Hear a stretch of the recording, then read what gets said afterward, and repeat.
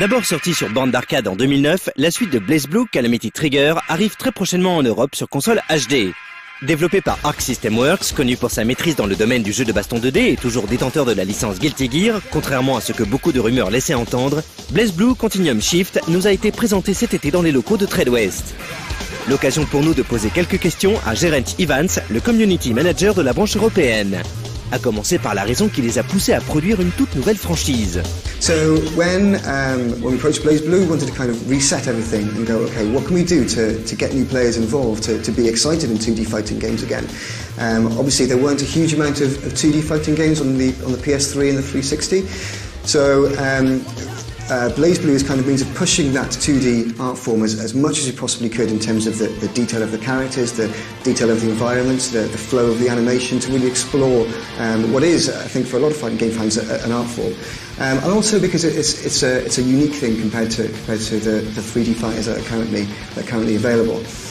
And also we felt that if we were to make another Guilty Gear game, then again people would automatically go, oh okay, this is a hardcore fighting game, so it's not for me. So by starting afresh with new characters and a new story, it's a way of getting people who may go, oh, 2D fighting games, don't know if I want to play, and sort of welcoming them into the fold and getting them to try it out.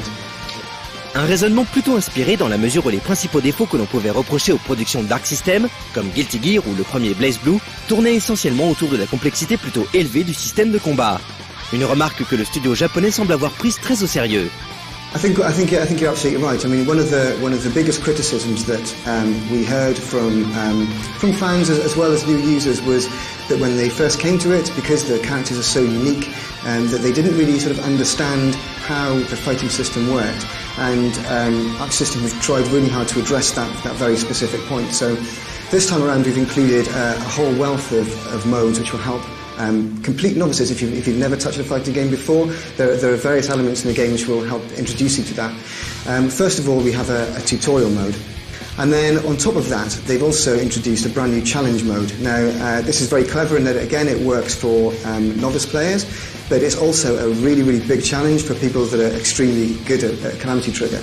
And that takes you through every character's individual special moves, and again on a very basic level, and then slowly but surely it shows you how to combo those moves into 3 or 4 hits, and then as you come towards the end of the challenge mode, which is very difficult, you then start to learn how to make the 30 and 40 hit combos. Si la profondeur technique fait partie de ces aspects qui ont séduit une petite communauté de joueurs, le mode story, plutôt développé pour un jeu de combat, ne semble pas avoir été mis de côté, comme nous l'explique Geraint.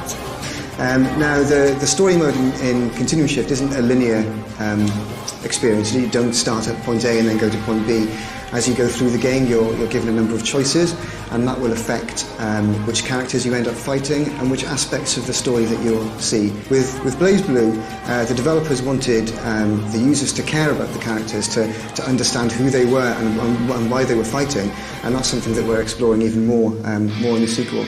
But also, it was to try and attract new players. Sometimes people might be intimidated by fighting very good players online, so the story mode is a way of getting people who may like anime or may like manga and may want to get into a fighting game, but sort of play on their own and experience a story rather than the kind of competitive element.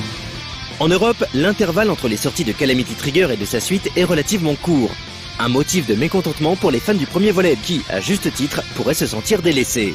Une situation délicate qui découle avant tout de la capacité d'Arc System à mener à bien une localisation. When the game was released in Japan and then eventually in the US, there was a huge amount of buzz about it. So when we decided to bring it into Europe, of course we had to translate the game into another 4 languages, and it was a process that Arc System Works are not overly familiar with. So it was a very big learning process for us in terms of how to sort of go along that journey and then release a game. And obviously the lateness of the release compared to Japan and the US is sort of quite well documented, and obviously a lot of the fans were disappointed with that time frame. What I will say is that Continuum Shift is a direct sequel. It is effectively a new game. And even if you, let's say you pick up Continuum Shift as being your first game, we sort of urge people to go back to Calamity Trigger and explore that story. So I think people will get a huge amount of enjoyment, even if they've just picked up Calamity Trigger and gone through the story. I think they'll be very excited to see the developments that will occur in the sequel. And the closeness of the releases is perhaps regrettable, but trying to please both parties, new fans and hardcore fans as well. Rappelons que BlazBlue Continuum Shift sortira le 29 octobre prochain en France, au prix sympathique de 40 € et fera l'objet d'une critique complète sur la chaîne.